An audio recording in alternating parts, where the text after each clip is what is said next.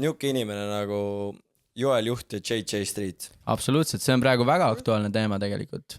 Ja ehk siis, ma ei tea, olete kursis, ei ole, et praegu siis JJ Streeti selline, ütleme, tume pool, süngem pool toodi just Levila artikli poolt välja.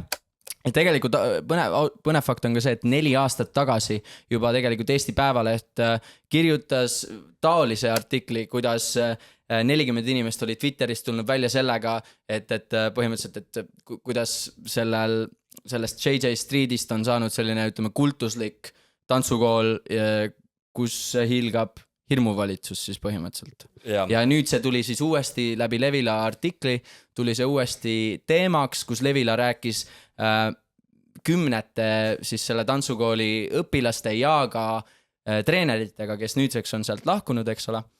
Ja töötasid läbi mitmeid dokumente ja põhimõtteliselt me siis natukene võib-olla äkki keskendume sellel teemal ja parafraseerime ka võib-olla seda artiklit, eks ole. Et põhimõtteliselt JJ Street sündis 2003 aastal selle sama Joel Juhi eestvedamisel ja oli siis Eesti esimene tänavatantsukool.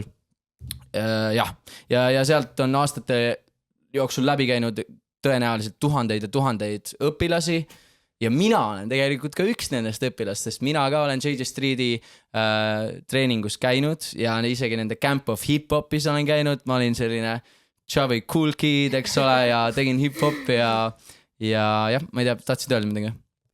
Ei. Aitäh, mina võin öelda seda, et ma olen te teate täiesti tantsukauge inimene, eks ole, ja pole kunagi sellega isegi isiklikult nagu kokku puutunud, aga need jutud on ikka jõudnud. Ma olen ammu ka samamoodi mitu aastat tagasi nagu kuskilt see jõudis ka minuni, et seal toimub mingi selline asi, nii et nagu kõige nagu ise kõige tantsukaugem inimene teab juba seda, siis on nagu jaa, sest ongi, et nagu polegi kahtlust, et kindlasti see JJ Street ongi ju Eesti kõige suurem tänavatantsu siis kool ja kindlasti ongi Joel ise selle kogu tuntuse ja edu taga ja seal on tema ränk töö, eks ole.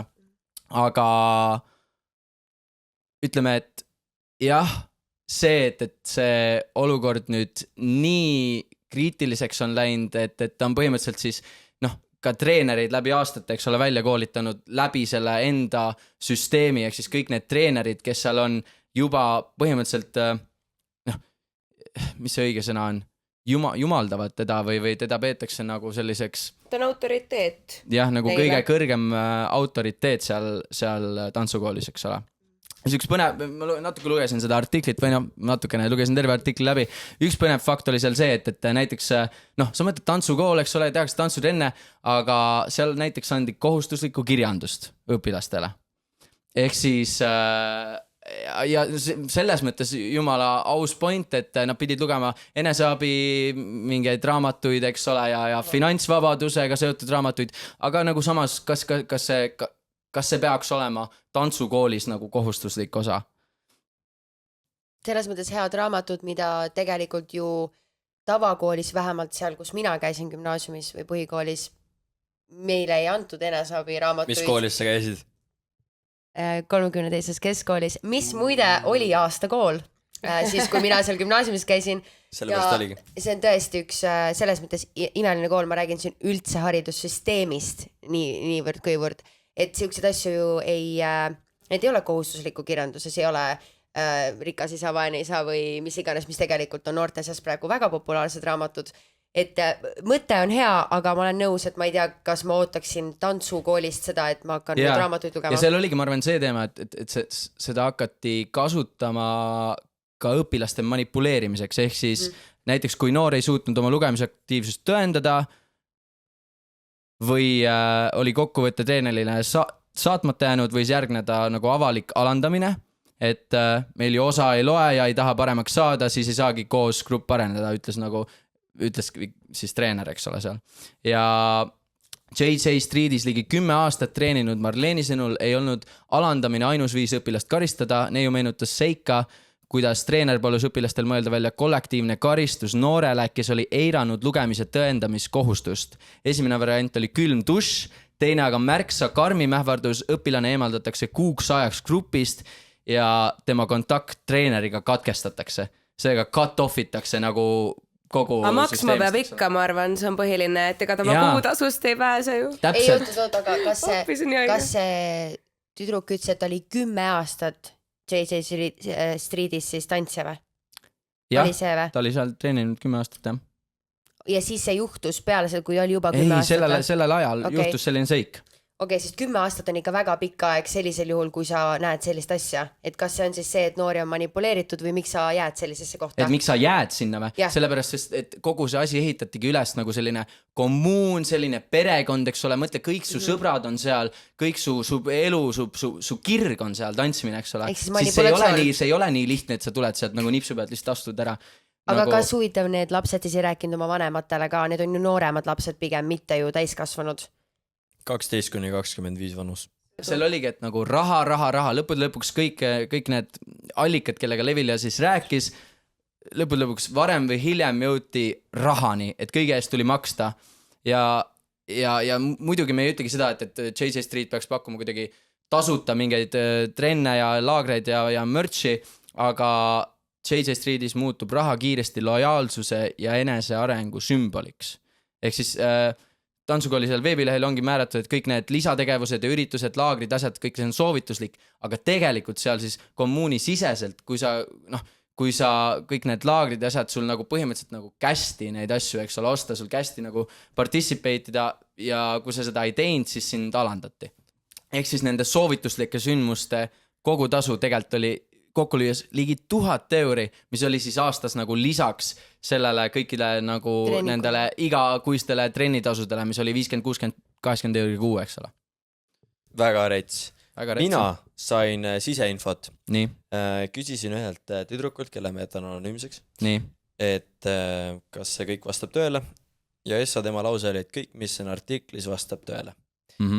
Et ta on igat moodi raha peale väljas, palub igalt ühelt, et nad promoks igat üritust, mis ma saan veits aru, et nagu promo seda üritust, aga just see, mis nagu mainiti, ongi see, et isegi kui sa ei tantsi, siis sa pead nagu tooma sinna rahvast kohale või vanemad sinna vaatama või mis teema sellega on. Ja täpselt oligi kuvatõmmised, eks ole, mis seal Levila artiklis olid, ma panen siia ekraanile need ka, olid põhimõtteliselt siis sellest, kuidas treener kirjutas oma õpilasele, et kuule, et mitu piletut sul juba müüdud on sinna show'le, eks ole, siis see õpilane vastas, et põhimõtteliselt nagu ühtegi, et ma ei saa nagu vanemaid ka ära rääkida, sellepärast, et nad ei taha tulla vaatama show'd, kus mind ennast ei ole.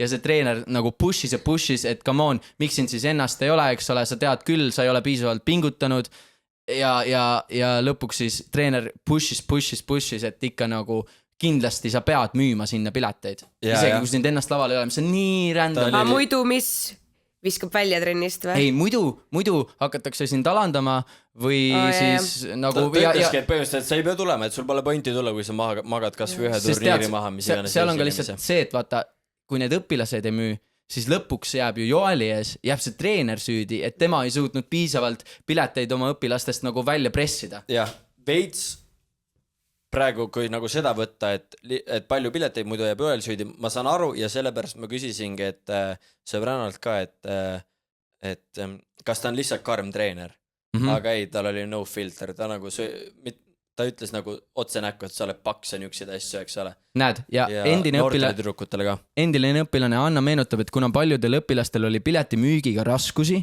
tegi treener neile karistuseks räige jõutrenni. Ehk siis nagu neid karistati selle eest, kui nad ei müünud piisavalt pileteid, eks ole. No mis on piisav piletide müük? Never knows. Ja üks asi, millega ta veel raha tahtis saada, oli esinemisriided, mis ma kuulsin. Et iga esinemisriiete eest pidid maksma, mis ei olnud sugugi odavad, aga kvaliteet oli nii sitt, et peale ühte esinemist jalga vahel auk, mida iganes. Ja mitte ainult kvaliteet, ma nägin ka ühte sellist, ma jällegi ei tea, kui tõenduspõhine see ei, oli. See on tõsi. Aga nägin, et ta ikkagi lõpuks oli müünud nagu siis ka mingit dressikomplekti või esinemisriideid väga siis suure summa eest ja tegelikult olid New Yorkerist ostetud ja peale sinna õmmeldud, kleebitud igasugused asjad, et tegelikult olid väärt justkui väga palju vähem ja ta siis teenis ja siis ma küsisin ka, et mida nagu teised treenerid ütlesid ja oldi ka, et oli kerge aukartus, et kõik olid siis Joeli minionid, et teati, aga ei tohtinud öelda nii-öelda. Ja no mida siis jutu kokkuvõtteks Joel tegi, oligi see, et ta, kui väiksed lapsed tulevad trenni, nad tahavad saada seal sõbrannasi, sõpru, mis iganes, kas siis poiss, tüdruk, mida iganes, tuleb sinna tantsima, tahab saada sõbrannasi, sõpru, tema kohtles neid kui oma staffi nii-öelda, kes peaksid müüma, jah, täpselt nagu tasuta töölisid põhimõtteliselt talle, eks ole, kes maksavad veel peale ka. Laps tööjõud. Ehk siis Joel on täielik Joel. Siin on veel, kindlasti oli ka see, et see piletimüügiga surestamine siis riivas nende õpilaste suhteid ka oma vanematega ja see sõnum, mis siis JJ Streeti poolt tuli, oli see, et ära vanematele räägi. Et see oli nagu see sõnum, mis õpilastele jäi kõlama. Kui te tahate kuhugi tantsima minna, ärge minge JJ Streeti, minge Black and Brownisse, kus mina kunagi käisin väga hea oli. Mida sa tantsisid seal siis? Hip-hopi ja 7 kuud. Ma oleks arvanud, sa tantsid break-tantsu, aga... Jaa, seda samu. Seda ikka. Break-tantsu, vabandage, minu paha. Aga ei, tõesti väga vahva oli. Ma lihtsalt lahkusin, kuna see on minule, aga õpetajad kõik oli super, nii et minge Black and Brownisse. Sul on hea puus ju, et saad oma oskusid meile Kalma. See jääb tantsulavadele. Ja see on üks quote on veel, mis tuli sealt, et 14-aastasena kaalusin 175 sentimeetri juures 53 kilogrammi. Joel ütles mulle iga kord, et ma olen paks ja ähvardas, kuidas varsti ilma kaalumiseta trennisaali enam ei lase. See on väga... see on nii või naa ebanormaalne või nagu esiteks challenge. Laps, seal käis, mis see alampiir seal oli nende lastega? Oli mingi 10 midagi sellist, no täiesti beebi veel. No sellises vanuses sa esiteks ei peagi nagu tegelema selliste teemadega, see on ebatervislik, see kasvatab sulle sisse ebatervislikud harjumused, see on muidugi. Ma ei isegi... Me tõmbasime linna käima. Ei no sellepärast, et ma olen käinud nagu isegi ilma selleta, et keegi sind sõimaks paksuks või selles vanuses sa nii või naa tunned ennast halvasti ja võib-olla isegi kui sa oledki natukene pontsakam või natukene sellised beebirasva peal, eks ole, ja sa ei saagi võib-olla midagi teha, pluss selles vanuses sul on hästi palju veel nagu perekondlikke harjumusi, see ei olegi võib-olla sinu valikut kõik, mis sa oled teinud. Ja siis tuleb mingi kõrvaline isik ja ütleb sulle näkku, et sa oled, ma ei tea, paks ja no ilmselgelt sa tahad seda ju kuidagi moodi muuta. Ja seda on kindlasti ka üldisemalt tantsumaailmas võtta väga palju, nii palju, kui ma kuulnud olen. Et nagu... No tegelikult üldse nagu show businesses ka olles ikkagi päris palju seda tuleb ette, aga praegu võtteski seda, et nad ei lähe ju sinna selle pointiga, et minna sinna supermodelliks, vaid nad lähevad sinna tantsima. Ja noorena see ongi ju väga tegelikult tore koht, kus sa saad olla sportlik nii, et sa ei tee sporti, sa oled oma sõpradega koos tantsid ja minu meelest selline asi üldse peaks olema nagu mingi piiriga, et kuna sa õpid seal alles tantsima, võib-olla sa lähedki sinna selle pointiga lapsena, et sa tahad kuidagi ma ei tea, tervislikul viisil ma ei tea, kaalu langetada või mis iganes.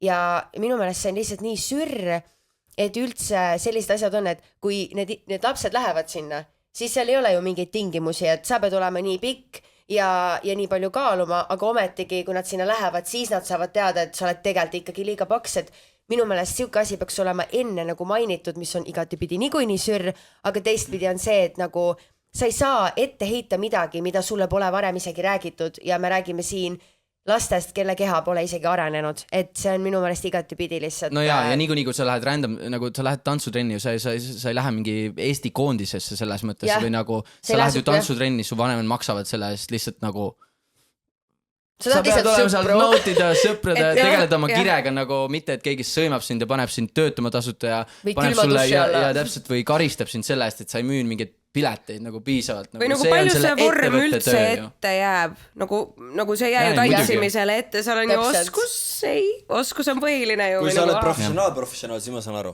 et võib-olla sa surud mingit asja. Ja aga stiile on ka nii palju erinevaid. Ühes on just kui oodatud, teises ei ole. Ma lihtsalt räägin kaalust üleüldiselt. Ma arvan, et sa saad selle alles teemaks võtta siis, kui sa oled nagu professionaal ja maailma tasemel. Mitte kui sa oled kuradi kuu aega käinud trennis, et sõpradega chillida lihtsalt ja natuke tantsida. Igatahes, kui sa oled selles olukorras, siis tea, et see ei ole normaalne. Räägi sellest oma vanematele, räägi sellest oma, ma ei tea, õpetajatele, mis iganes, aga tea, et see ei ole normaalne. Ja siis, kui Joel sind trenni kutsub ära minu.